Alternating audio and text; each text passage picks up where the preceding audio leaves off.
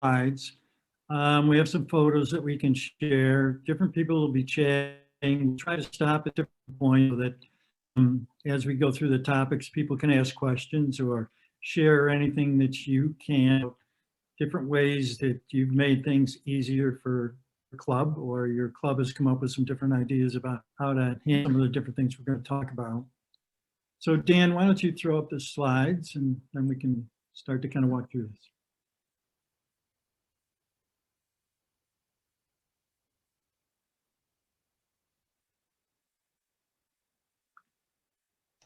All right, so if any of you are interested in, we've got this Curling Ice Quality Improvement Project. We've got a web page on GNCC.org under programs. And we also have a nice support page where we've included information and links to other information that are relevant to ice technicians or curling clubs in terms of their ice or making good ice. And if you need to, you can email us at ice@gncc.org. All right, Dan, let's move on.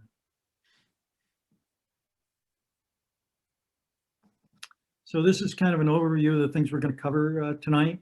And as we go through each topic, we'll stop after each topic and have a little chat and see what people have as questions or anything anybody wants to share. So why don't we start with curling stones? And Kevin, why don't we start with you and we can go to the next slide. Okay. Hello, everybody. Am I coming through there? Yep. Yep. Okay. So, yeah, Russell pretty much explained what our ideas are here. Realizing that we're arena curlers and we have such a limited amount of time, for one thing, to prepare our ice after the skating venue has occurred. So we thought of some of these things, and we were hoping that not only can you get better quality ice, accomplish the procedures, learn the procedures too with some of these tools, and then save a little time. The more time you can have to throw stones, the better. And of course, we all want better quality ice. So starting out with, we kind of set this up in the phase of procedures that we have to go through. We have to move our stones out on the ice, and there's all kinds of prep that has to be done. But some of these things, like moving our stones out onto the ice, are first off, and cooling them has gotten to be such an issue. It's really tough to put warm stones out on the ice and try to get them cooled down and play with them. And it's not good for the stones either. So some of these things, as you look through this list here, we're going to talk about cooling stones, but I'll just give you an example. As an ice crew, while we're dealing with moving our stones, we should be heating our water at the same time. For instance, I mean, we gotta have a system so that when all of these functions take place, we can be really, really efficient. So the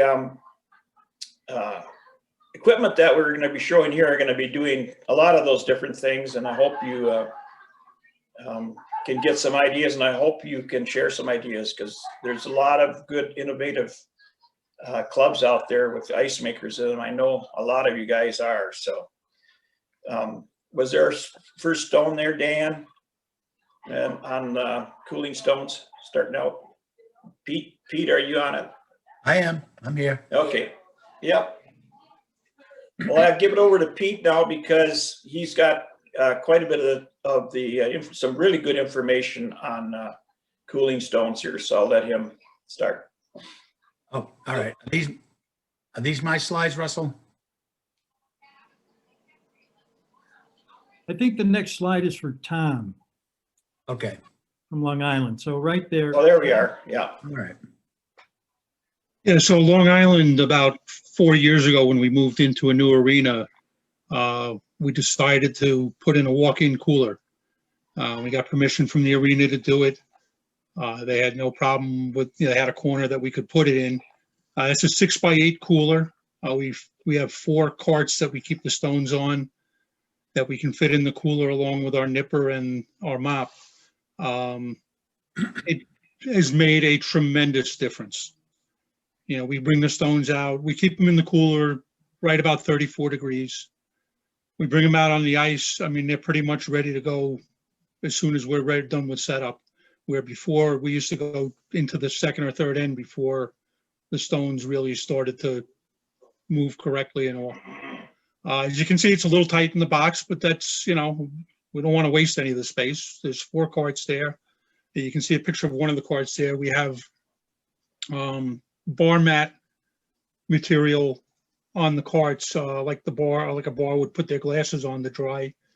That keeps the stones, gives them a little air underneath the stones, keeps them up off the surface a little bit.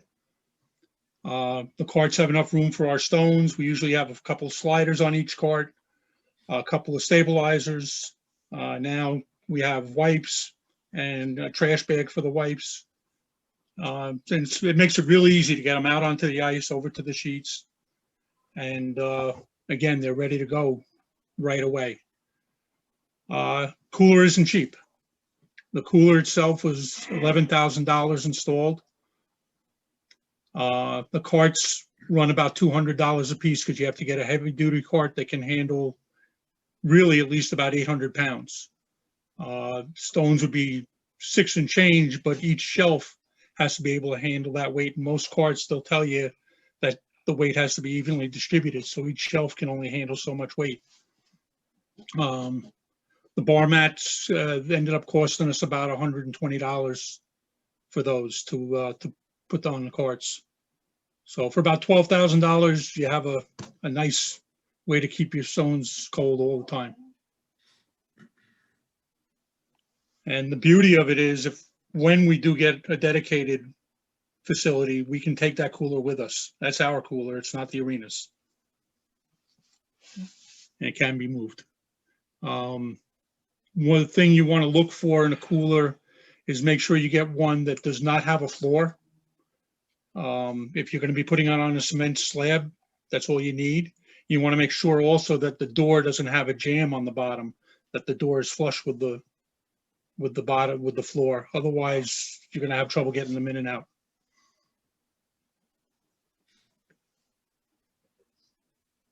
That's about all I have on that. Pete, you want to talk about your controller? Sure. So the ideal temperature, I guess, of keeping the curling stones is somewhere between 32 and 36 degrees. The problem is that if some of you are using freezers, typical reach-in or walk-in freezers operate somewhere in the vicinity of 0 to -10. So the thing is, how do you get a freezer to maintain the temperature of somewhere around 34 degrees? So what I've used is a temperature controller. And what this does is this will override the thermostat in the freezer. And you'll be able to set the temperature to whatever it is that you want.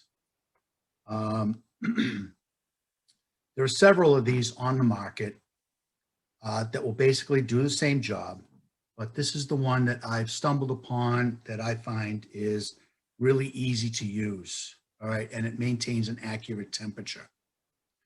All right, so this is the Inkbird. There's the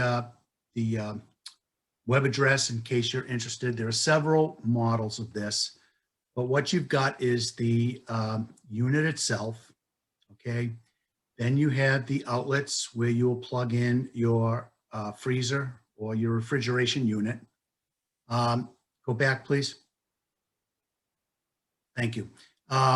Okay, in my case, I also have a heating unit in there so that I can maintain a perfect temperature. This is the sensor that will go into your freezer, and then obviously the plug that will go into the wall. This is the unit, a close-up of it. The bottom temperature is going to be the set temperature. So in my case, or my application, I want to maintain 50 degrees, all right? And what you see on the top would be the current temperature. All right. Next question, next slide, please. All right. So what I'm showing here, it's kind of hard. Unfortunately, the refrigerator that I'm using is black on the outside. But what I did was I drilled a hole through the side of the refrigerator, right? And then fed the sensor into the refrigerator itself. And if you look at the slide on the right, here you'll see the sensor. Okay, it's the, I don't know if you can see my pointer, but anyway, it's the sensor is the piece on the right, all right? The piece on the left is, in my case, again, for my application, I also need to control humidity. So I have another one of these that controls humidity. So anyway, I drilled a hole through the side, fed in the sensor, and basically, I can set this at, in your case, would be, say, 34 degrees. And to program this unit is very, very, very simple. You would set your temperature that you want at 34. And then what you do is you set a differential that is going to be, say, 3 degrees above, 3 degrees below. And basically what that does is that is a way to save the compressor on the refrigeration unit. So it's not, when it hits the temperature, it's not just kicking on and off, on and off, on and off. All right, it has a little bit of a differential in there. Also in this unit, you would set a high and a low alarm. Okay, and you can set those temperatures. And basically, what this does is this will override, next slide, please. Okay, so what you would do is you would plug your refrigerator into the cooling section and the heating unit, if you needed to maintain that, into the other part of that. And the sensor just takes over from there. If you do need to heat the inside just to keep the temperature constant, a simple light bulb does it. Okay, so all you would need to do is feed the wire through and attach a light bulb to the other end. All right? That's what I've got. I don't know if anybody's got any questions.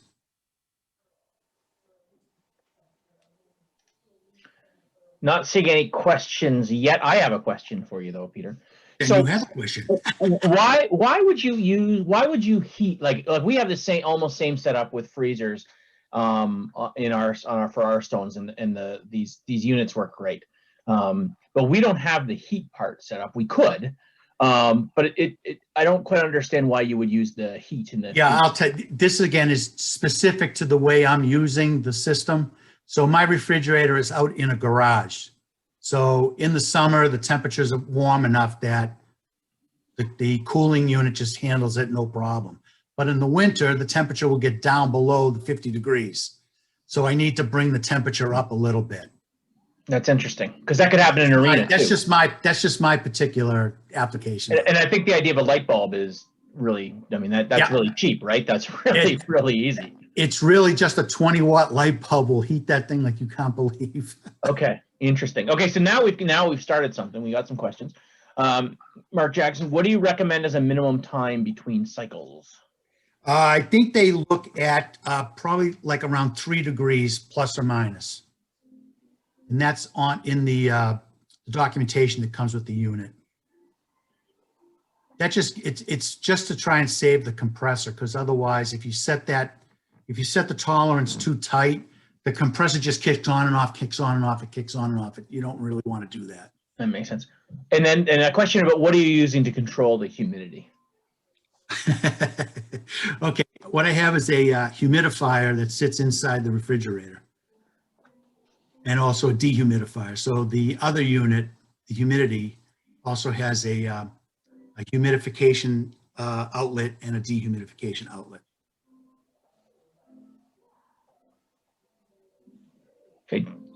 All right. Dan, did that answer your question? If not, then Yep, just ask away. yeah. Yeah, it did. We when we hosted the Firecracker Bonspiel last summer, because we were using the walk-in as kind of our fridge, we had a lot of frost buildup on the fan unit. So I was wondering if we could add that, and actually what Kevin just asked about rough cost for that. The unit itself is about $40. Okay.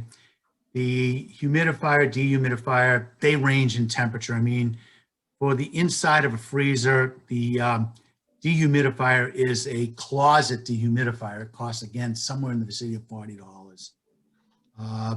And they're all actually, yeah, all three things are basically in that range, about $40 a piece.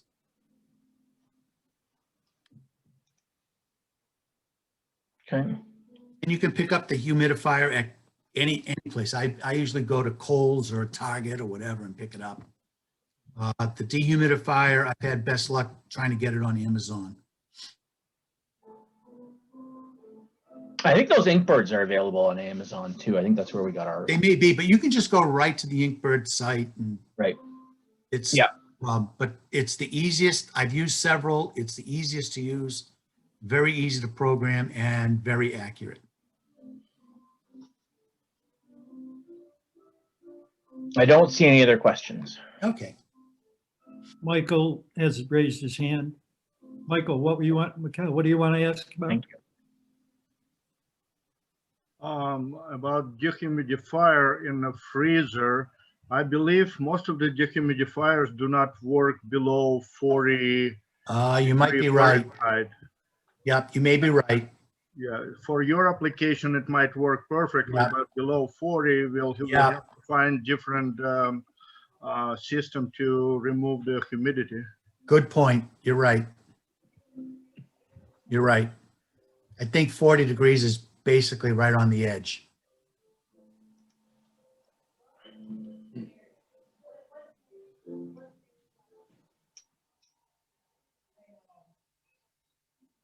Okay. This is So- sorry, this is Greg Albrecht from Finger Lakes. This might be for Peter or Long Island. I saw the example with the cart there. That was really nice. Dan and I have a running debate about the surface we keep our stones on. We have 2 chest freezers and they work really well. Their proximity to the ice is way better than our old setup, so it's nice to have the team that's in charge to bring the stones to the rink, arrive early, get the stones, bring them very closely, put them on the ice, and we're pretty much ready to go in that aspect. But we stack 3 layers of stones across our 2 approximately 25 cubic foot chest freezers with a series of plywood and then 4x4 supports, and then another layer of plywood, and then another layer of stones, and so on. So the stones are right on plywood. And we're always wondering if the stones that we now own and are precious to us, and whether that's the best practice and what alternatives might be. Well, based on what Kim talked about when when we had her the last time, you want to do something so that air can get to the bottom of the stones. So I don't think you want them directly on the plywood, whether it's just as simple as putting down like the plastic snow fencing, just to give them a little bit, or like I'm using the bar mats, which gives you about a quarter of an inch underneath them. I certainly think that would probably be better for it. Thank you. This is Russell. You also might be able to use gutter guard. I know that we've used those Yeah. to put down on the ice and then put our stones on top of them. And I think that just raises them off the ice, and it probably would raise them off the plywood just enough so that you could get air circulation under the whole thing. We've also thought about cutting holes for the rocks too, so that the running surface would, be in the hole. I don't know if anybody's done that. We made all all carts and all our shelves for storage of the rocks. We're using chest freezers, but there's 3 shelves in there. All of them, and carts included, got 8-inch holes. So every rock sitting like in a nest, running surface, do not touching anything. And at the same time, I mean, you build shelf anyway, just cut the 8-inch holes everywhere you wanna place the rock, and that solved that issue. Running surface doesn't touch anything but ice. So Dan, let's move on to the next segment and we can talk about some of the things we're talking about right at the moment. Sure, sure. Dustin has his hand up. I don't know if that's a question for now or. Sorry, I know we're trying to move on, but real quick, our club, we have like, I forget the exact material it was in place before I started, but it's like probably about 6-inch by 6-inch squares that are about 1/4 inch thick. They're plastic and they already have the pre-cut holes. I can try to figure out that information, because at our freezer we kind of have those between the handles and the rock. So nothing's really touching the handles. We got the separation and we have the support in there as well. So there's a couple different options if you look around for how to put the stones in the freezer. Okay, thanks.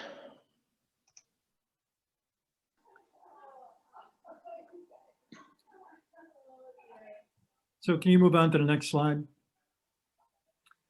All right, so for carts, and this is one that a friend of mine's been using and liked. It wasn't anything we used, but we just had, I was curling in Green Mountain, and the last place we curled, we had to move everything from, except for our stones, but all the rest of our equipment, we had to move from one end of the rink to the other end of the rink.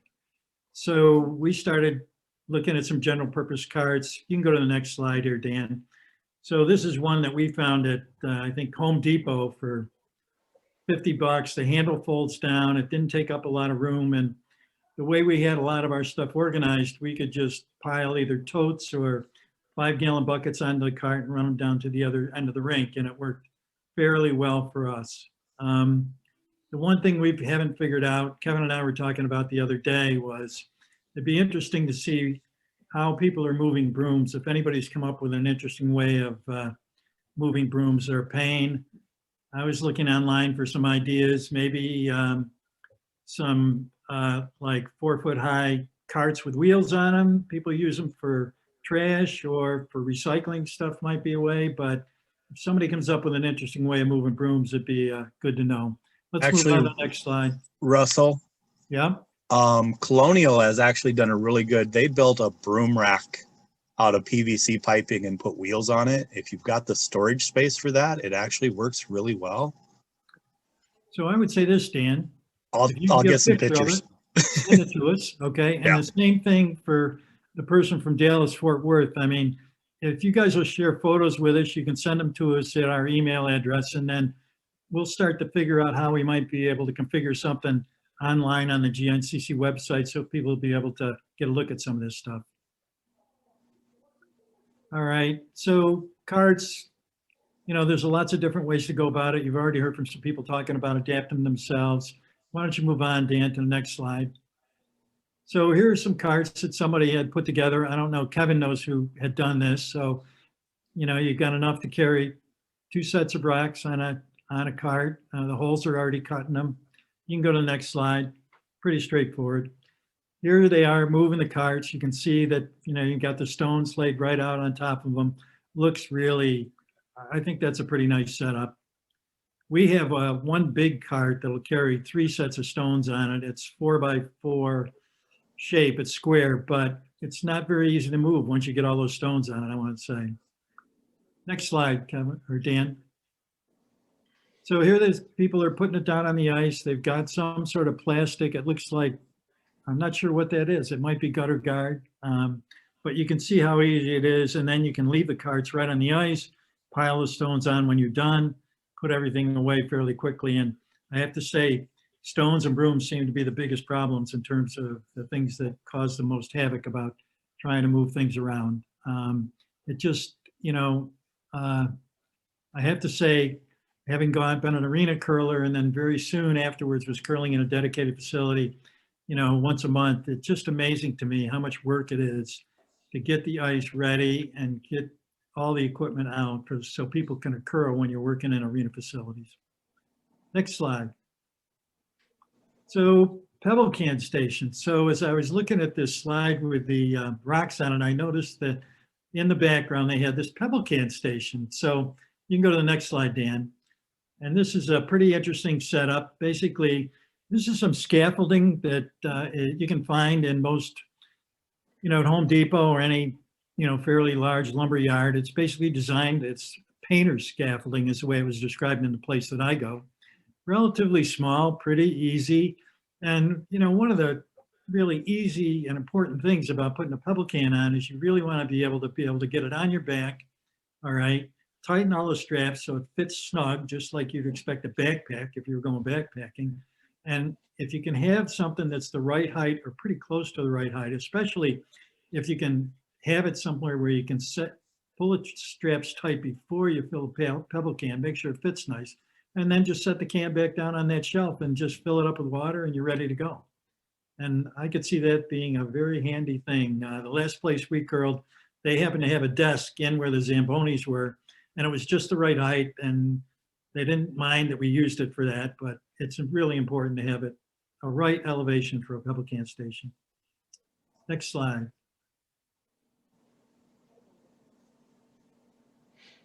All right, let's stop there. So does anybody have anything else they want to share or add to about moving equipment, moving stones, setting up a pebble station?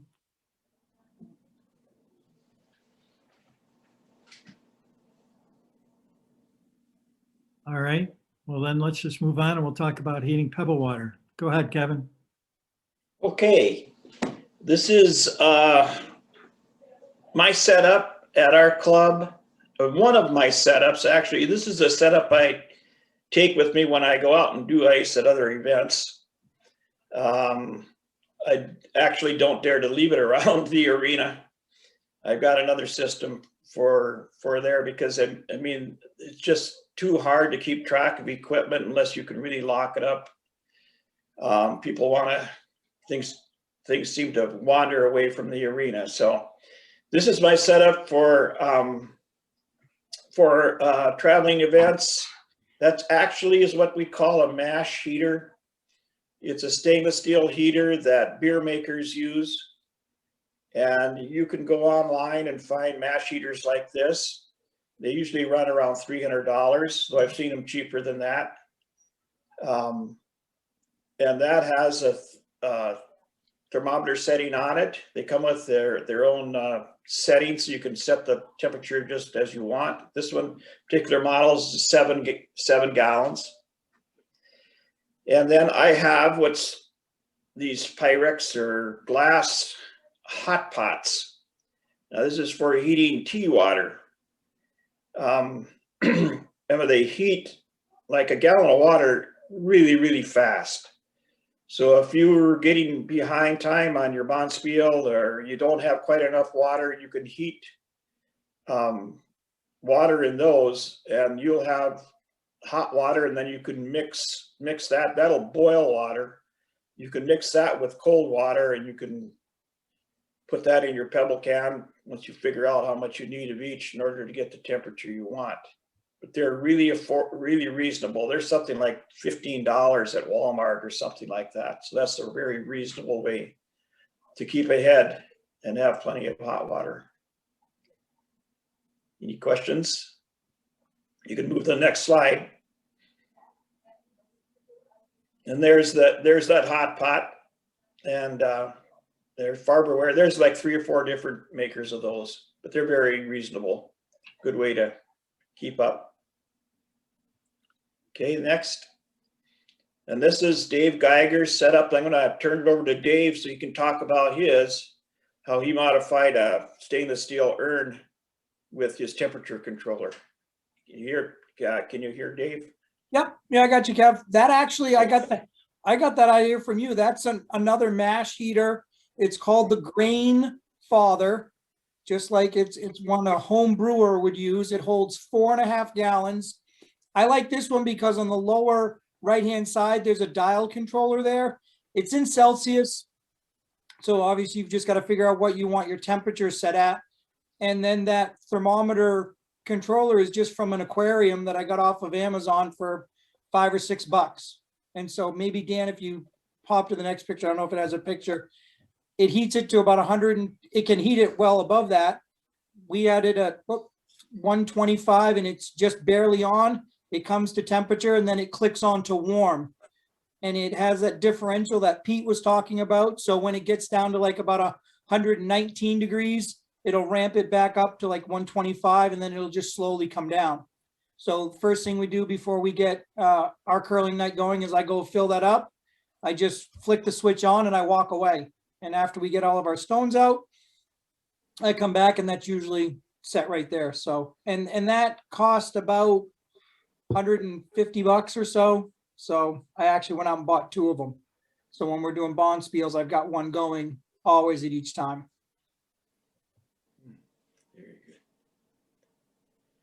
Thanks, Dave. This is what I use at our club right now, and that's actually old 2 coffee urns that I got at garage sales. And I've had these going now for several years here, but nobody's going to steal these old 2 things here. So I'm real confident I can leave them at the rink without any problem. Now, if you leave these plugged in, they're going to sit there and heat up. I took all the guts out of them because they were like a percolator pot, you know.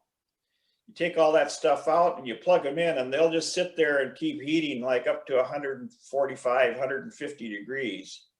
So there you got to go and you've got to know what you're doing as far as adding cold water back to come down to like Dave's 123.6 in my mind would be perfect for your top pebble at any rate. But that's how I do it. I get all that stuff. I mean, I get to the rink an hour ahead of time and I start cooking my water and I can get my base pebble water all done and filled, and then I cook some more of it. And it's just a way of doing it, an easy way to do it. And you want to heat your water. So I hope everybody is doing that. I hope everybody knows about that. I missed the water discussion a week ago with Sean and the guys, but I don't know if we got into much of a discussion on heating water, and we're not going to today either. Then I hope you find ways to heat your water. So any questions on that? Kevin, I would just say this, that when we do the pebble training in a couple of weeks, we'll talk about water temperatures. Yeah. Sounds good.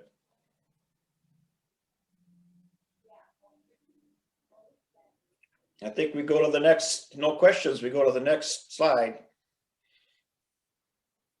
And this will be Dave Geiger's area here. We're going to talk about filtering water. You know, if you have any chance at all to use pure water, by either creating your own system like Dave has done here, or at the very least buying pure water from Walmart and using that for your pebble water, you're going to find things are going to go much better for you. So I'm going to turn it over to Dave because there's some really good information here on how he treats his water. You got it, Dave? Sure. So at our place here in northern New Hampshire, we're pretty much the Granite State. So the water that we deal with from our town has about 350 plus or minus parts per million. Acceptable drinking water, but definitely not acceptable ice making water. So what we've done as a building just for ice making is we installed a small RO system, reverse osmosis system. Dan, I don't know if that picture made it in there. So what we do is we just, for our ice making purposes, we have an RO system. And what we have found is that the ice hockey players don't like the water too clean because it doesn't allow them to slide, goalies especially. They want a little bit of let's call it scumminess to the ice. So we run our ice making raw water right around 100 to 120 parts per million. And that gives it just enough grease on the top of the ice that the goalies can slide back and forth. Anything cleaner than that, they can't slide. The puck doesn't travel as well, it sticks. So that's what we've come for a compromise. I can't take full credit for what I'm about to show you because it was passed on to me by an ice maker. But when we do our Bonspiel, when we're doing repetitive pebble scrape, pebble scrape, pebble scrape, we like to use pure water. And so sometimes you can go to your, high schools or your school's laboratories and get some water, or you can go to your Walmart and buy distilled water. But we came up with this small system and I've kind of modified it. So if you want to do the next slide, Dan. So this is my homemade water filter. The way it starts is you pour your dirty water out of a 5-gallon bucket into the bucket that sits on top of the table. There's a small valve on that bucket and you crack it open. The dirty water flows through the clear hose down into that white tray sitting on top of the second 5-gallon bucket. That white tray is the guts to a zero water filter kit that you can buy right at your home. So then your water flows into there. You have to control that rate of water flow because you overflow that small container on top of that 5-gallon bucket at the bottom. When you're done, you end up with the filtered water gets you down to 0, 0, 0, triple zeros. So if you're doing a Bonspiel and need to do a large volume of water and you don't want to buy all 5-gallon buckets, or you don't have access to a school laboratory, this is an easy way out. So Dan, if you want to go to your next slide. So what you do is you drill a small hole in the top of that 5-gallon bucket. You have to make sure you drill that hole high enough that your through fitting or your bulkhead fitting can screw on. So next slide.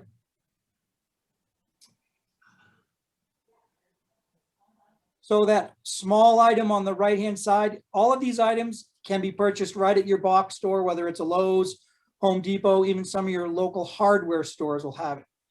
So that bulkhead fitting unscrews and you feed it through the hole and you screw it onto the backside, and then you take that small reducing bushing and thread it into the center of that bulkhead fitting. Next slide, Dan. That is a small shark bite fitting that screws into that bushing, and that is just a push lock connector with a small 3/8 clear PVC hose for your water to flow into your filter. Next slide. The top of that container is what's resting on the 5-gallon bucket on the floor. I take the zero water filter and I just traced a hole, use a utility knife, very crude, to rest that inner tray on. Next one, Dan. That's the inside of that zero water filter, and it's literally called zero water. That lower filter screws onto that tray, and then you just set that entire contraption into the bucket. You go to the next one, Dan, please. Just like that, just rests right on top of it. It's all sitting right there. You go to the next one, Dan. That's that clear PVC hose. I just use a binder clip to support that hose. So when the water is flowing from the upper container down into that tray, it doesn't splash all over. You do have to be careful that you don't overflow that little white tray. If you start your flow of water too fast, it'll fill up that tray and then spill all over the floor. So it's a very slow trickle. The water flows out of that hose, and you see in the lower right corner, that's where the filter is. It flows into that charcoal filter and just drips down into the bucket below. The nice thing when you buy this zero water filter is you get with it this small little TDS sampler. And so you can always just pop the top off, stick it in the water, and you can test your water right there. It comes up triple zeros. You need roughly 10 gallons. So someone during the week can filter out 5 gallons, it takes about maybe 30 minutes or so to do it. And then you just pour that water into a container that you would use for camping or something to bring to the arena and use it then. Next slide, Dan. I think that might be all of them. Nope, that's just the final one. I do have, if people are interested, I'll put my email in the chat. I do have a cut sheet for all of those pieces and parts that you would need to build it. Again, I mean, the most expensive part, that zero water filter, is like $30. After that, you're dealing with all of that contraption. I think maybe I have at best $75 into the whole thing. And I use it religiously when we do our bonspiel at Plymouth. When we did the GNCC arenas, Peter got to see it and Greg got to see it firsthand. I mean, I had 2 of them going, and you can make enough filtered water to do multiple draws. I think we were doing 6 or 8 draws a day for that, and we had plenty. How long does the filter last? It depends on your water, but to be honest with you, I mean, I used one of those cartridge filters I used for an entire event. So we had, Pete, refresh me. How many draws did we have at the GNCCs? You're muted. 3-4 a day.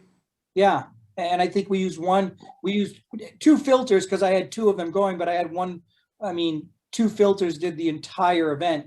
And it was a 4-day event. So then I unscrew it. I use it for my water in my office. So they last quite a long time. You can buy them again, Amazon. I got mine right at our local Walmart.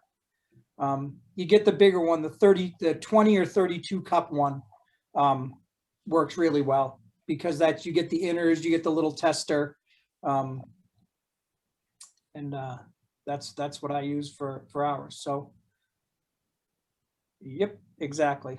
The lifespan will depend on how dirty your water is. So what I'll do is in the chat, I'll put my email at Plymouth. I'll send it out if you guys want. Whoop, not EDY. How about EDU? And you guys can email me directly. I've got a little Excel spreadsheet. I can send you out all the cut sheet for that, and guys can have at it. So Dave, this is Russell. Yeah, Russ. So I think what might make sense if we could put the cut sheet into like a Word document or a PDF with some of these photos, then we could post that on the GNCC web page. And that might be beyond people emailing you, then that would be something that we could have up there permanently. Yeah. So then the other thing I wanted to ask you about is, so you bought this zero filter system, right? Yeah. And their filters just fit in that tray, right? Perfectly. They're designed for that tray.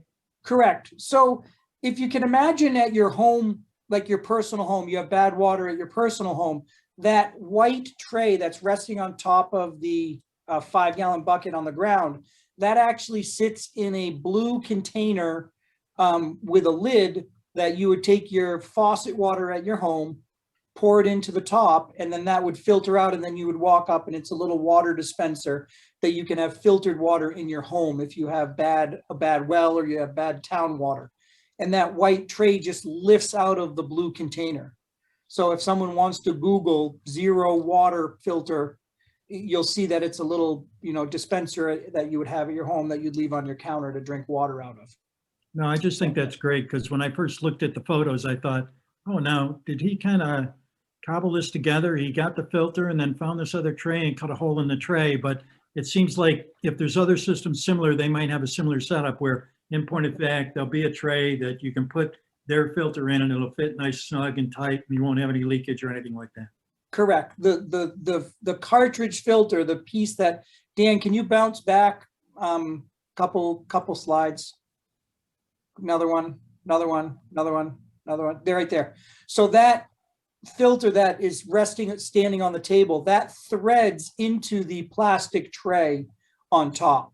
And the whole unit just rests on top of the 5-gallon bucket. So when the filter is expired or you start getting readings of out of what you want, if you're in the hundreds or 200 part per million, you just unthread that charcoal filter and discard it and just thread in a new one and you're good to go again. Greg and now Dan has put in links to Target and Amazon of that picture with the little tool on it as well. Yeah, it's definitely handy. And that little tool will just sit in the dispenser, but you can take it out and Right. carry it with you. Perfect.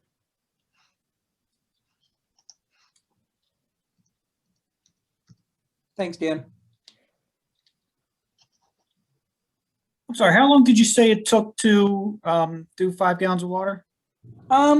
It takes about 30 minutes, maybe a little bit less. I've never really timed it because I'm once I get it dripping, and literally it's a really slow, not quite a drip, drip, drip, drip, but it's just a pencil lead type stream that's going into that container. I usually just start them, and once I find that happy setting for that little valve on the shark bite fitting, I walk away. And I just, Gotcha. when I come back, I said, yep, it's ready to go. And I put down another 5-gallon bucket and fill it up. So it's just one of those things when we're at the bond spiel, as soon as I use it, I just fill it up again with water and I just walk away. So I've never sat there and really timed it. I would say approximately a half an hour or so. Something you can do during the week, you know, and when you're at home or something, you don't necessarily have to do it right at the facility, and then just transport it in a 5-gallon bucket that we would use for camping. You know, to buy a brand new gas can and just write, you know, pebbling water on it. You could come in with two gas cans that you just use exclusively for your filtered water. I mean, that's not to say that you might be able to get there early before you start curling. It'd probably have to be an hour before you were curling, but people could do it differently, possibly do it right at the facility. Yeah, you could use the facility water. You know, if it's one of those things, if one of your club members, if they could just put those in your car when they're driving and just walk in with the water, it's kind of one of those midweek things that you can do at night without too much problem. I guess we could also run it that night for the next, and store the 5-gallon buckets for the next night of curling, in theory. Yep, absolutely. If you've got the space in your facility while everybody's curling, you're filtering your next week's water, and it can just, you know, sit there and hold tight. Yeah, Absolutely. great point. Okay, I guess we can move on to mops. Kevin? I hope everyone is mopping your sheets after the Zamboni does its work. I know over the years, clubs that I've talked with clubs that don't do it, basically because they haven't gotten to the point of affording to buy a cotton mop and a mop setup, and they are expensive to buy from a curling supply. However, you can make your own mop, and I found out some really good, reasonable materials to make a mop. The slide shows the cotton mops, which are what we kind of use mostly, you know, the cotton string mops, but they're expensive to purchase and they do wear out. And then I saw this microfiber mop that was constructed by Eau Claire Curling Club when I was there, by Jason Card, a really good ice maker there. So you could move to the slide, Dan. Here it is at Eau Claire. Now, they had an older string mop frame that they needed to replace the board on it. And so they decided to convert that one into the micro mop instead of buying a new board and the string mop. So there you can see the back of that board. Now that's an 8-foot mop, not a 7-footer, but an 8-footer, which works out fine because that's a 1-inch thick plastic, I guess they're plastic board that you'd find at Lowe's, a trim board that's made out of plastic for construction. They got quite a bit of that engineered plastic. So this is the 1-inch thick, so it isn't floppy, it's stiff. And that's what he mounted it onto. Now you can go to the next slide, Dan.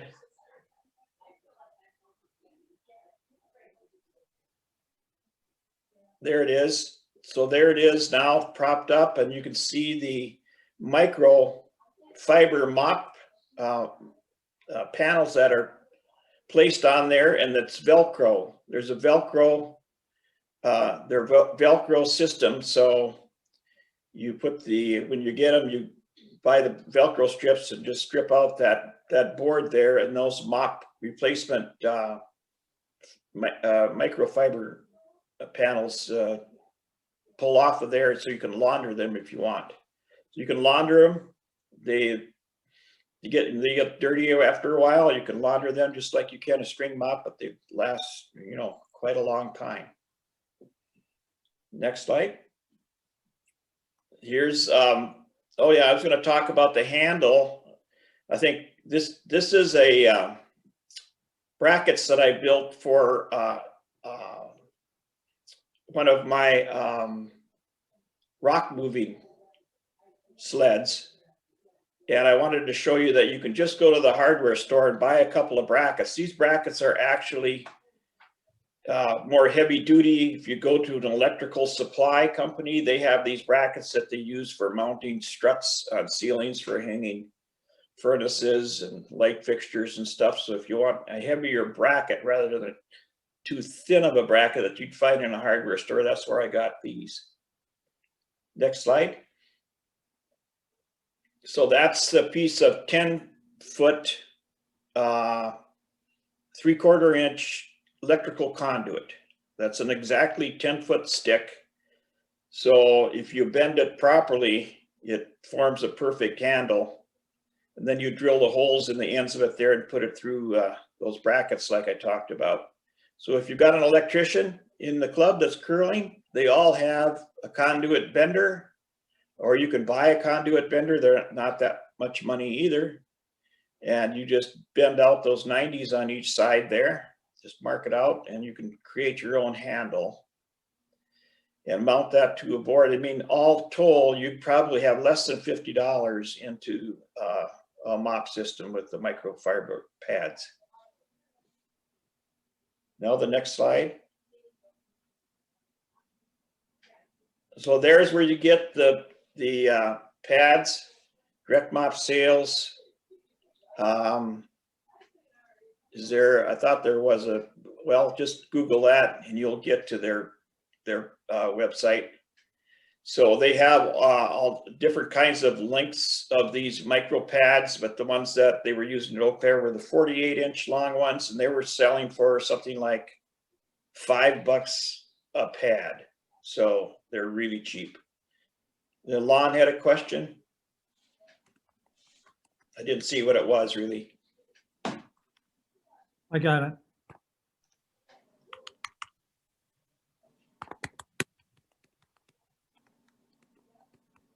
Okay, I lost Lon. I'm here. I was Any just other- asking if these slides are going to be available afterwards. So we're What'd you- recording this, and so generally we upload these recordings like in 2 weeks. So that's what we ordinarily do with them. But if you're thinking you want to see these slides, we can probably make these available. So I can make them available right where you uploaded them if that's convenient. But yeah, we can push this recording out even earlier if you want. Okay. I think what we'll do is, go ahead, Kevin. Any other questions on it? They work really well. I'll just tell you that they work really well in that you brush the snow dust off of them and they just don't hold moisture.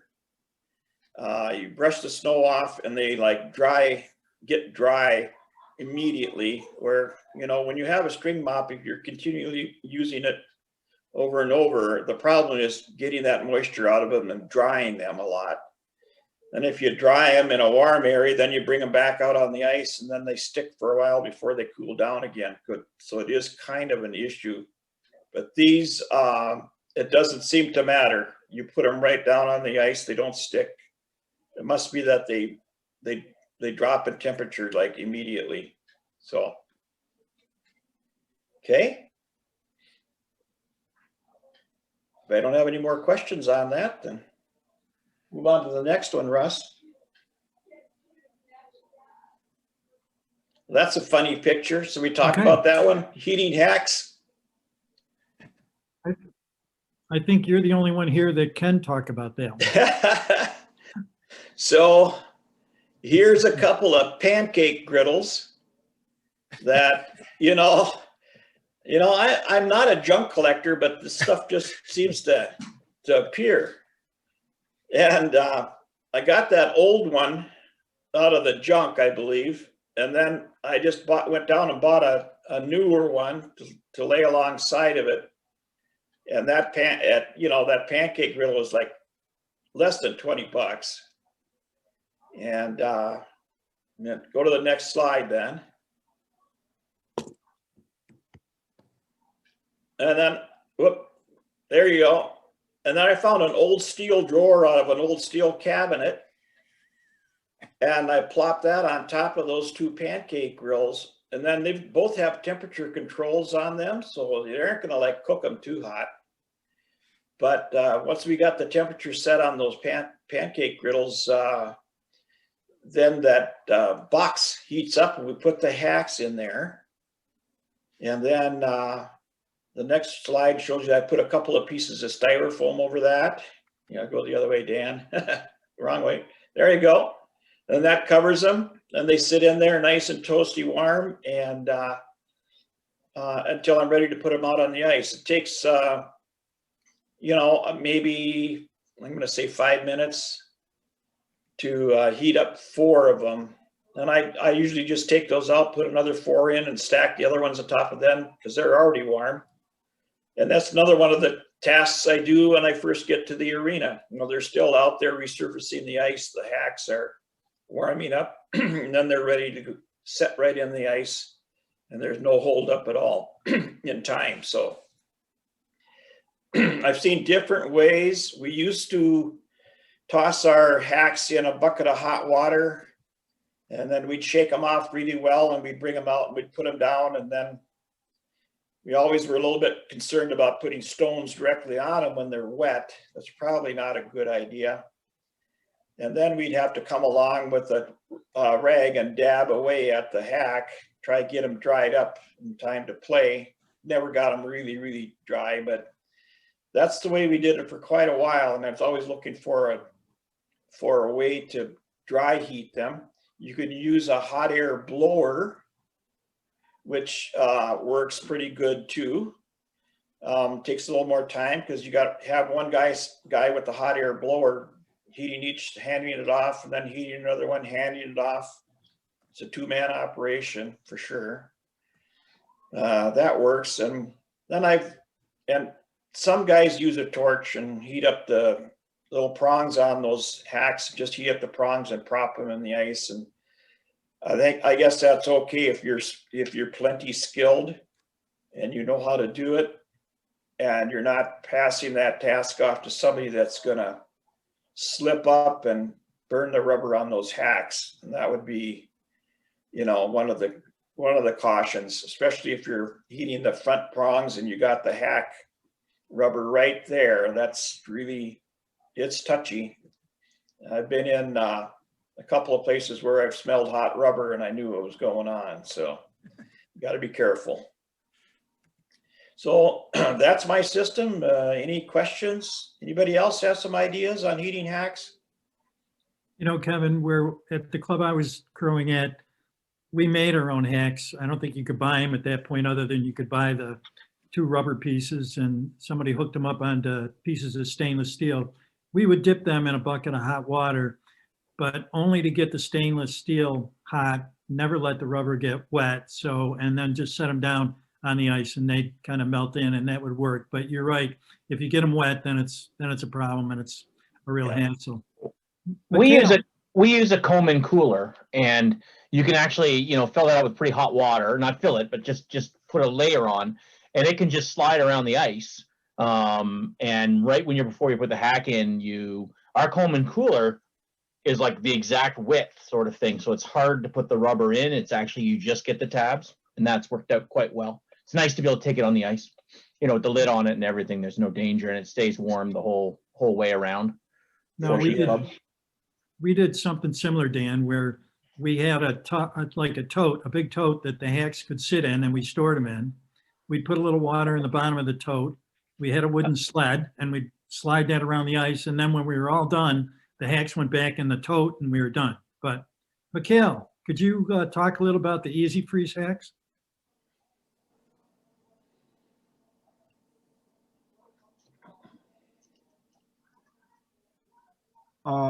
Yeah, we are in St. Louis. We had this old style hacks before.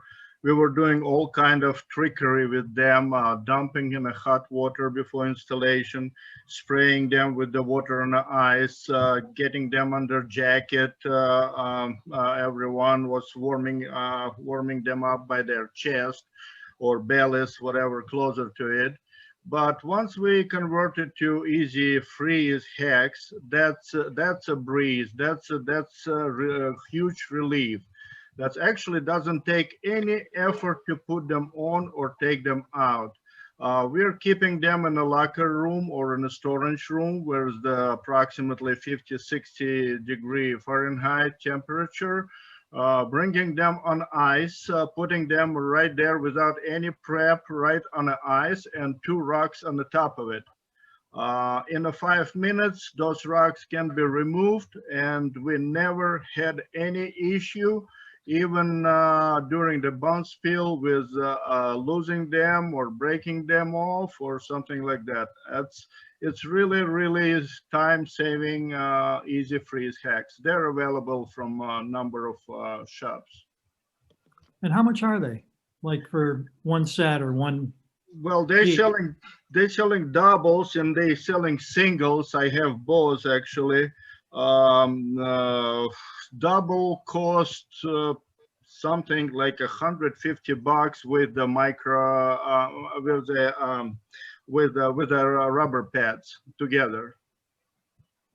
So they're not cheap, but they're really time saving. When we're installing 5 sheets of ice, it's 10 hacks. It's relieving us a lot of manpower who is taking care of them and giving us a lot of time for other prep. Sounds great. Thanks for sharing. Okay. All right, Kevin, I guess we can move on. Yep, move on.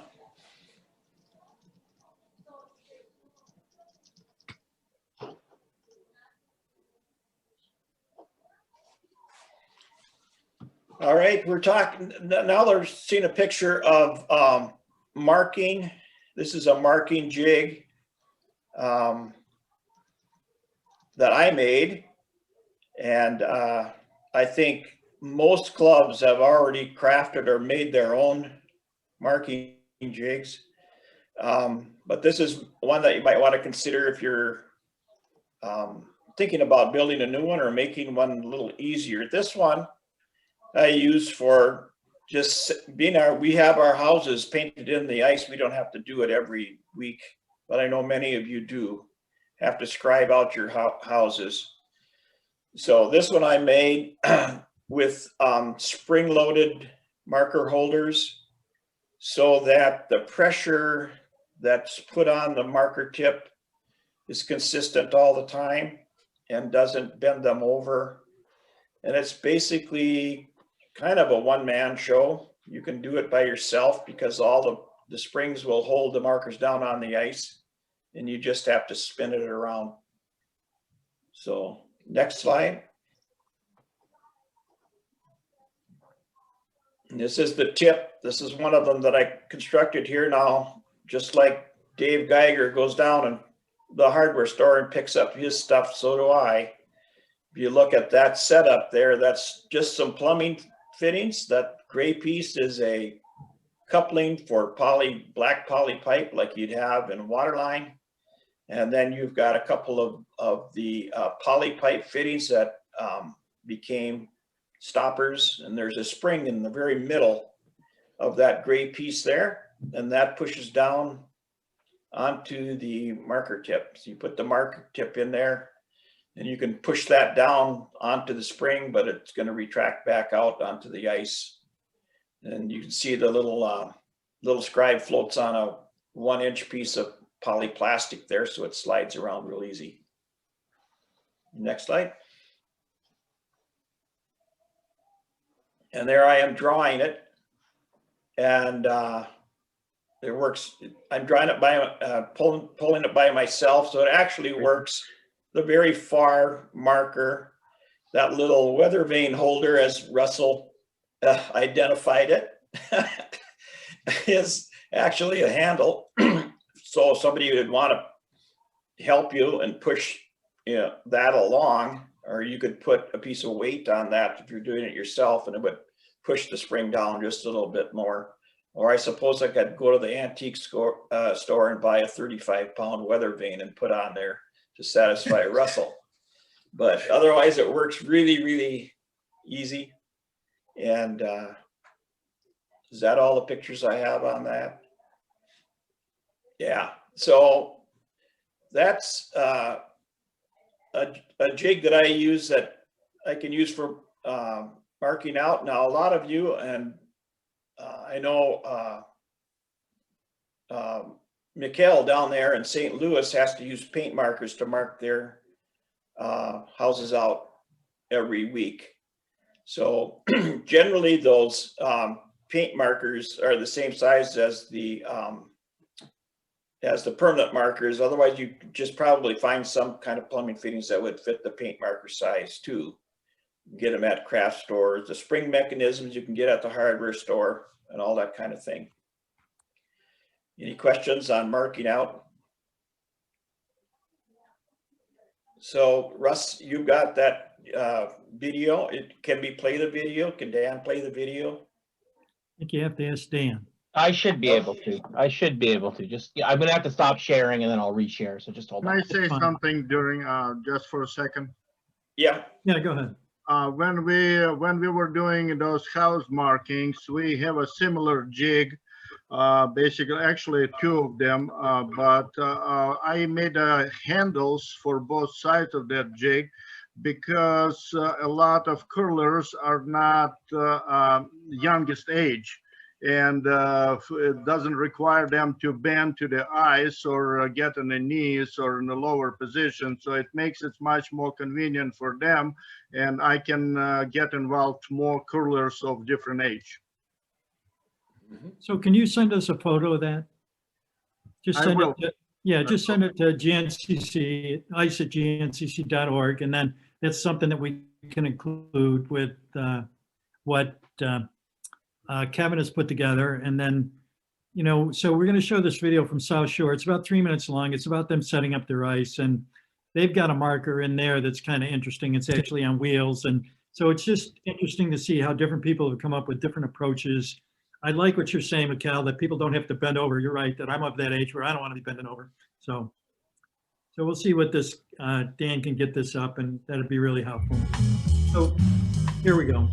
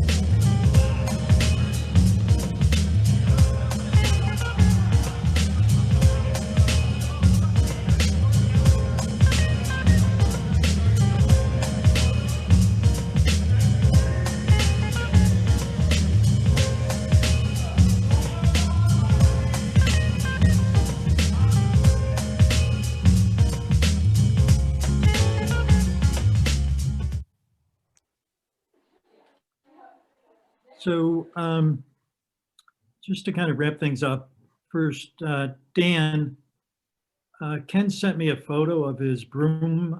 So if you can pop that up at some point, but so if there's other things that other areas where people are looking for information, you know, speak now or email us and we'll see what we can track down.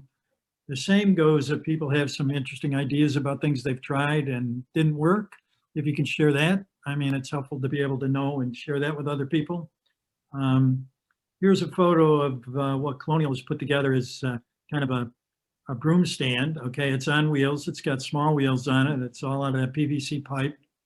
And it's just kind of an interesting idea that I could see where you can get quite a few brooms in a small space and actually not have them falling all over the place. So thanks for sharing, Ken. That's really kind of helpful to see. It's kind of an interesting idea, actually. I think Ken said that they had a more stable design that he was happy to share, but I don't think he had a photo of it.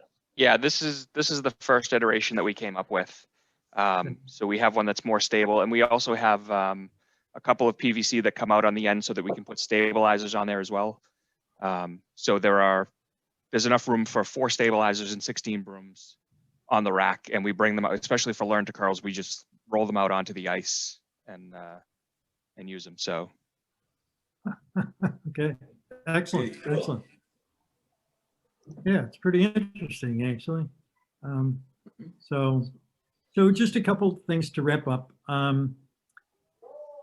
First, let's see if, you know, other things that you need help with, just let us know and we'll see what we can track down. I just would like to mention to people, if you're not aware, that last summer we surveyed our arena clubs about a number of different things that had to do with ice and preparation. Wrote up a report in November, and that report you can find on our Curling Ice Support webpage. So if you haven't seen it, you might want to look at it and see how things look in the GNCC. We had, I don't know, 53, 54% of our arena clubs responded to the survey. So it's a pretty good sample of arena clubs. It's probably enough to be a pretty good sample of clubs across the United States, arena clubs across the US. So last thing I'll say is tomorrow, hopefully tomorrow, you'll get an evaluation from Pete Dellapella. So it'll come from his email address. And if you could please take a few minutes to fill out the evaluation so that we'll have some feedback about how helpful this was.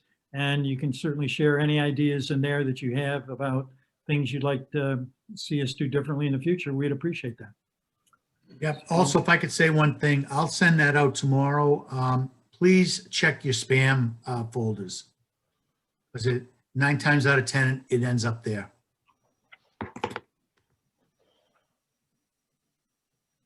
So I would just say, right now, we're using a couple different email addresses when we send stuff out, partly because we're relying on the GNCC to send materials out for us under under the ICE gnc.org. And so occasionally it's hard to get lots of mailings out, given that the person that does the mailings does all the mailings for the GNCC. So I send stuff out on Rockpick one, and Pete will send stuff out from his own personal address for the evaluations. So if anybody else has anything to add, please do. And if not, we'll close up shop.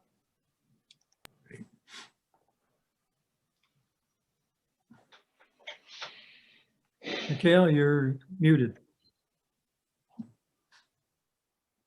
How about now? You hear me now? You're good now.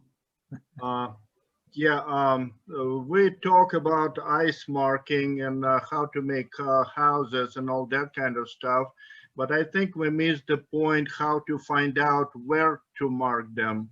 That's for arena ice coming after on the ice after hockey players or figure skaters.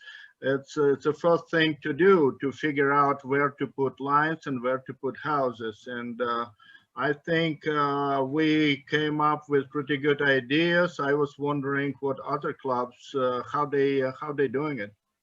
So I can tell you that one of the clubs reported in our survey that their arena let them install poker chips in the ice at certain places. I don't know exactly where, but they were indicators for them, maybe where they have the hacks, maybe where they put the houses. I could find out which club it was and find out. But I think that's one way of installing some things in the ice that remain where you can see them, but they're not an annoyance to hockey players or are going to be a problem to the Zamboni drivers or anybody like that. Kevin, have you heard of any other ideas? Well, I think that was Brandon's idea, right, Brandon? I can't remember where it Yeah, came he from. says yes. Yeah, that's a good idea because, well, you can't put silver dollars in there, that's for sure. It'd be kind of fun, but the Zamboni blades won't hold up very good to that kind of thing. So plastic, I think what McHale does, I think I've done it at Richfield and a couple other arenas, is the arena lets you drill down, and then after you've marked out your index points, they let you drill down like a 1/2-inch hole, and then we fill it full of ice paint, and we can find that index mark, you know, throughout the skating season. That's what we did, but we didn't use a plastic. We used the special markers which do not reflect the water. It's like a crayon stuff. We put it about 90 dots, 90 markers in our eyes, which indicate center of the houses, hog lines, center lines, back of the houses, hex locations, all that kind of stuff. Absolutely not visible from the side or from anybody who concerned about quality of ice. Usually it's the managers, but for us, we're easy to find them, and it takes all this measurement out of our hands. That's a great idea. So it's like a little grease crayon, huh? Yeah, crayons. I tried probably a dozen different materials. Most of them deflect the water and leaves the marks after Zamboni. You can still see where those marks are. But I found one material. I'll send you a link of it and a name of it. We're using it's absolutely perfect. Great. One time in the season, we install those markers, and that's it. Forget about it. No, that's a great idea. I thought the poker chip idea was pretty good. We've done, you know, the first couple of years we were curling, we were having to lay out lines all the time. And then more recently, when we've been curling in the summertime at the University of Vermont, we weren't installing anything. And to keep it simple, and it was basically learn to curl people curling in the summer, that we just shortened the field of play so that we use the blue lines as our hog lines, which made it really short and a little bit ridiculous. But I like what you're talking about. That's an interesting way of doing it. And the poker chips idea, I think, was a good idea too. It's just being able to have to put a lot of them in. So I think your idea where you can go in and drill it later after the fact, after the ice is already in, and then just cover it up makes a lot of sense. And I know before houses were laid at Colonial, they used pre-marked rope to mark everything out. The only thing to remember in doing that is to make sure you go from the same side of the boards every time. I think that was our problem, Dustin, when we did it at Charleston and ended up with houses kind of mismatched there. They're gonna let that down, no, Dan. If you're good with your arena manager in the off season, what I did is I actually took and I laid it out on the kick plate, which is the yellow plate that goes around the bottom of the rink. I actually took a saw and I cut a vertical line down the boards at the hack line, and then we put one at the back, at the tee, and at the hog. And we did it on the other end on both sides of the board. Then we run that rope across the rink, and there's zip ties on that rope, and it'll mark out your sidelines, your center line, your hack, and then someone just strings it across and you mark out all 4 or 5 sheets at once. We did it down in Providence, and we had all 5 sheets laid out in about 10 minutes. Someone just walks across and holds it on the edge of the kick plate, and all of the zip ties, or the zip excuse me, all the zip ties that are pulled onto the string correlate with a sideline or a center line, the hack, and then you just work right up the thing. And Greg took his tape measure. He goes, "Is this really going to be square?" And we pulled it out, and it ended up being within 1/8 of an inch of each other. So it is, you know, with a long rope and a template, you can do just about anything. I mean, as long as the rope is stretched to its max so that once you set it up, you're fine, okay? Yes. Or depending on what type of rope you use. Yeah. Okay. I don't know how this would work in a hockey rink. I just know at the Grand Slams, basically they use different yarns, different color yarns, some red yarns, some black, some white yarns. And a lot of the white yarns are used, and you can still see them in the ice after we've flooded and after we've scraped and after you've pebbled. You can still see them when you're standing right over them. Now, I don't know what that would be like after half a season of running a Zamboni on the ice and building up your ice. Okay, it may be that at that point in time, you would not be able to see them. You're probably not going to be able to get away with using black yarn, but you might. And so that would be another way to kind of think about it. Russell, I would say probably knowing what I'm seeing in arenas that are marked out and how fuzzy things become, my guess is that white yarn will disappear pretty quickly. Well, I think it's just a matter of how much ice they put on top. That's really what it comes down to, right? I mean, it's sort of, if at the beginning of the season, they've got whatever it is on top of their paint, 1/2 inch on top of their paint or 3/4 of an inch. If they're maintaining that, it should stay pretty good. But I think you're right that in all probability, that's not the case. I think it's going to be quality of water they're dropping too. Keep in mind, when you're flooding at those events, you're flooding RO or DI water. Well, that's true, that if they're not using RO water in their hockey rink, then that's going to be a problem. So, all right, anything else that anybody wants to add? It's 8:30 and we're sort of at the end of what we said we'd talk about. All right, Greg mentioned that you can try small cuts of copper piping. Not a bad idea, Greg. I don't know if the blades on the Zamboni will like that, but I think you're right. If they get them in there, that would show up and it'd be easy to see. So, all right, just to remind you, Pete, we'll send you an evaluation tomorrow so that hopefully you can give us some feedback about what was good about this and how we might improve it. I want to thank you all for joining us. There's Pebble training in 2 weeks. You can register, you can find the registration there on the GNCC training website on that training page there. And then there's going to be a forum again at the end of the month on managing relationships with your facility. So thanks for joining us, and I hope this was very helpful. And thanks for everybody that shared information, photos, and anything else that people had to add. So with that, I'd say, I guess we're done. Thank you. Take Thanks, care. everybody. Appreciate it.